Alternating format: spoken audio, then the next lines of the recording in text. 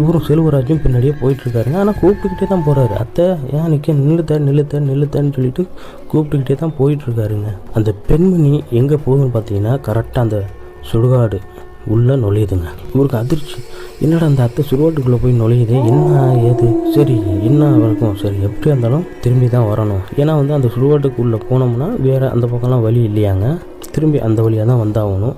ஏன்னா நல்லா பக்கமும் கொஞ்சம் வேலி அந்த மாதிரிலாம் இருக்குங்கிற மாதிரி அந்த சுடுகாடு அமைப்பு இருந்திருக்கு.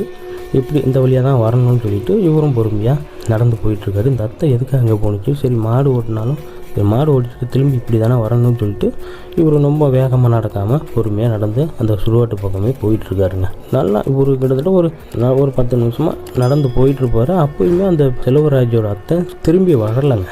என்னடா அது போன அத்தையை திரும்பி வரவே இல்லையான்னு சொல்லிட்டு இவரும் சுடுகாட்டை நெருங்கிட்டார். உள்ளே போகிறாருங்க. உள்ளே போய் பார்த்தா